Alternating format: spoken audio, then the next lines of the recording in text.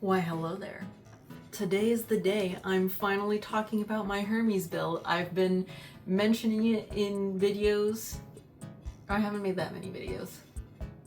I've been talking about doing this for a long time, and I finally finished everything, recorded the stuff, and today's the day. We're gonna do it. Or at least we're gonna do part of it, because it was a really long build. So let's get straight into it. If you haven't heard of Hades before, the best way to describe it would be like a Greek mythology inspired roguelike, and they're most well known for their very meticulous and gorgeously designed characters. Like, I'm not kidding, all of these character designs are so insanely beautiful. Anyway, I've always wanted to cosplay a character from Hades, and with Hades 2 getting its release this year, I decided why not go for Hermes from Hades 2, because I love my boy Hermes, and I just really like his design in the sequel, so we're gonna give it a crack and we'll see how it turns out. My jumping off point, I didn't really know where to start, so I kind of started where I was comfortable, and this was with painting and applying the little like trim that goes at the bottom of the like skirt portion of his tunic. I used fabric paint mixing medium to paint little gold wings on a strip of brown satin ribbon that I ended up appliquing to the bottom of the tunic. And in this video you can see me using like spray adhesive. Make sure you leave a window open and like have a respirator on and stuff, because like the stuff is not great to breathe in. But anyway, this is like a good way to sort of like save on that like double-sided adhesive applique paper, because that stuff is expensive. And this just does the same thing by like spraying on the adhesive. I quite like it. I'll experiment with it more in the future probably. But I just ended up ironing that on and set aside that like skirt panel thing to deal with later. And then I got started on the sort of like, or the layers that go underneath the top tunic, because I figured I should probably deal with those before I finalize the shape of the tunic, otherwise things might not fit quite right. So I ended up starting with the like sort of gold layer first. I made it into a sash with just like a really long rectangle. Added some interfacing just for a little bit of stiffness. I ironed that on. And then I also decided that I was going to add in the details with satin stitching. In the reference photos from the game, Hermes has like half of his chest out, and I'm not exactly comfortable with that, so I decided to draft an undershirt. Okay, this is my progress so far.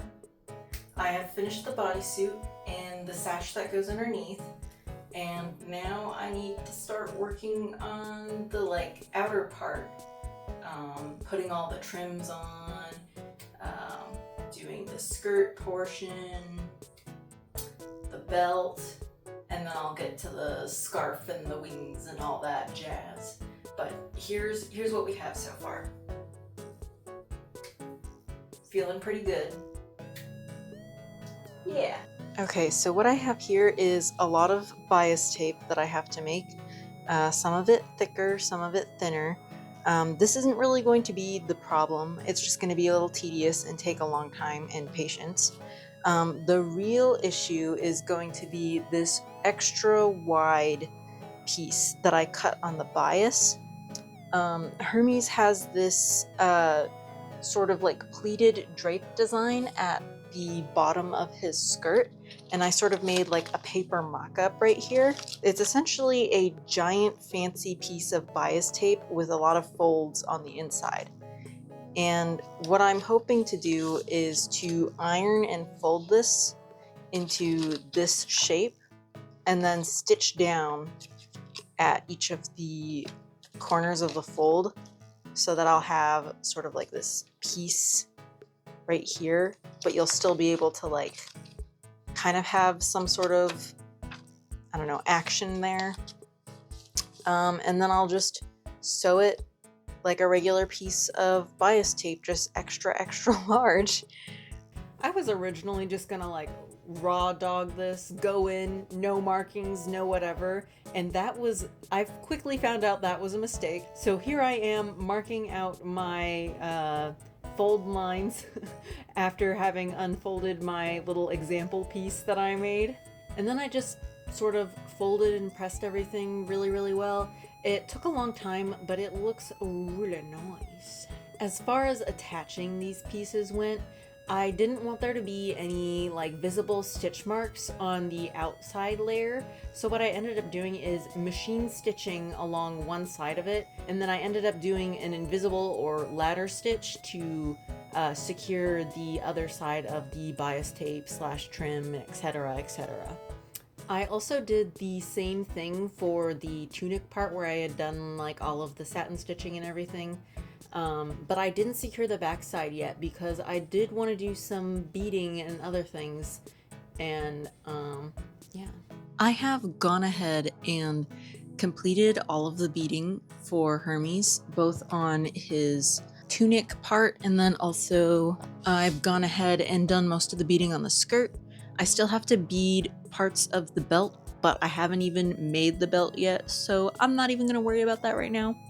I just have to somehow attach this to the top part and also line it and put bias tape on it, and I'm not 100% sure how I'm going to do that because it's a little bit tricky. You'll either be seeing a video of it or you'll get another explanation of where I went wrong, so. Surprise, surprise, you are getting a video of me doing it. Hooray me, I figured it out. But basically what I ended up doing was I draped the top piece and like cut off the bottom. The main issue with this part of the project was that the fabric that I used was wool, or like a wool blend.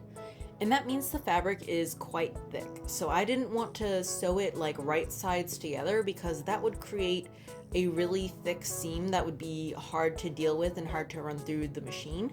So what I ended up doing was I ended up like just sort of stitching them together, and it kind of like left this little lip, which is fine because it gets covered with the belt anyway. So for actually draping the piece, I already had somewhat of an idea that how I wanted to do the top part. Then I kind of just like pinned the folds for like the skirt piece.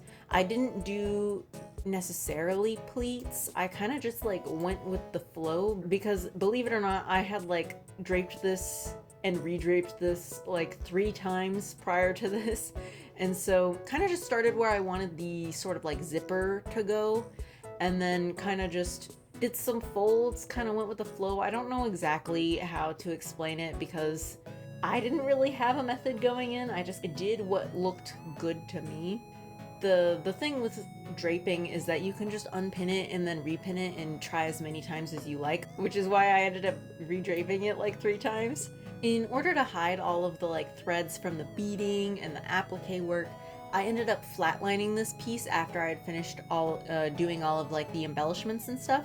And how I did that was I sort of, after I did this like drafting drape layer, I ended up trimming things where they needed to go, and then I unfolded those pieces and traced the shape onto my lining fabric, which was just a black cotton, and then I flatlined that into the seam allowance of where I had my bias tape.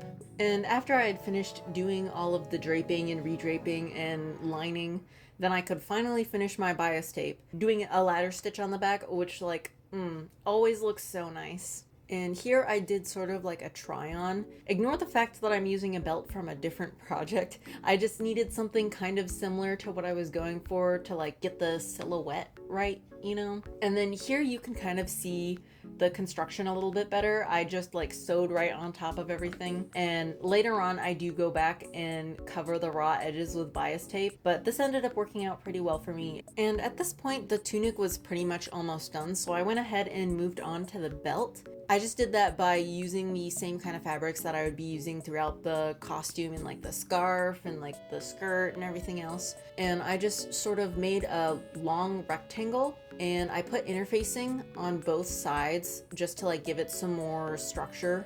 And I painted the like little details on the gold part in the middle, kind of to match and tie in with those painted details that I did on the ribbon trim on the tunic. And I also went ahead and did some satin stitching and beading to tie it in with the like rest of the costume and make everything super cohesive and a part of like the same sort of set, if you know what I mean. And beading isn't the most difficult thing, but it is really tedious. It adds a lot of like sparkle and pizzazz to everything that I kind of really like, and it's really easy to do. Go through your fabric and you catch a couple of beads, and then you go back down into your fabric, and then you push your needle back up halfway through that strand of beads and then through the beads again so that you secure it. And then you just continue on your way and do that again and again and again until you get the pattern that you like, and then you can just tie everything off. And when I had finished all of that beading, I sewed the two belt pieces together, the lining in the front, and then I pressed it, and then I started working on the closure that I wanted to do. So for the closure, I decided to do a lacing closure, and I ended up just doing some sewing some channels for some boning, aka zip ties in my case, and then I ended up doing grommets in them and whatever. And I didn't film that part because it was frustrating. I didn't have the right press, and that was a nightmare, but I figured it out in the end, so no worries. And with the belt completed, I could finally move on to the scarf, which was the part that I was looking forward to the most. And basically I made this really long pattern, and I cut it up into like sort of these patchwork pieces, and I ended up sewing them on the machine. And I did do a couple of inverted corners, which aren't as scary as they seem. You sew along one side of the corner, and then you put your needle down, and then you make a small cut in the corner, and then you pivot your top fabric piece so that it lines up with your bottom fabric piece, and then you continue sewing on. And that usually turns out into a really good inverted corner. But the real magic happens when you press everything, because that makes everything look extremely nice, and it's very satisfying in my opinion.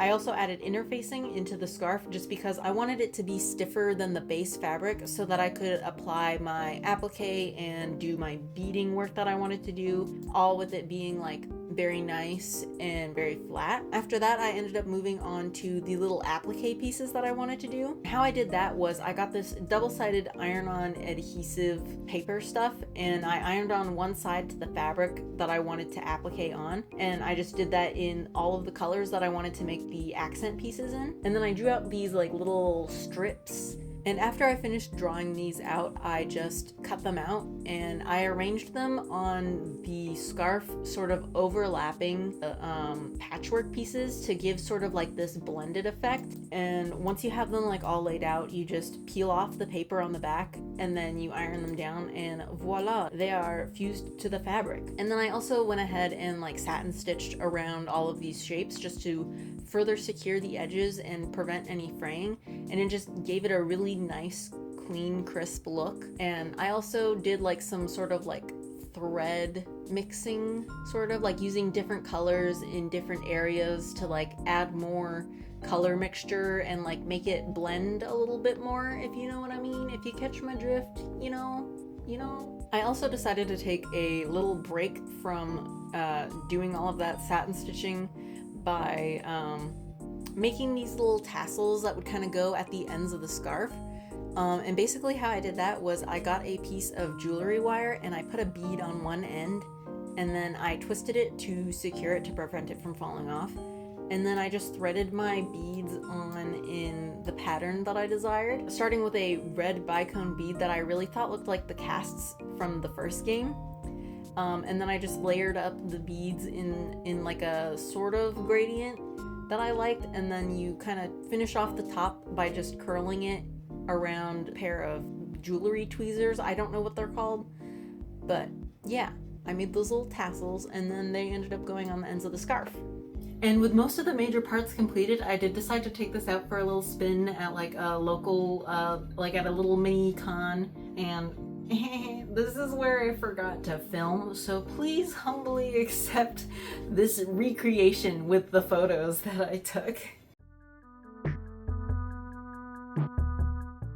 Ooh, look at me! I'm Hermes! Whee! Whee! I'm running! Ooh, glamour shot, glamour shot. Look, I'm running. Ooh, so fast.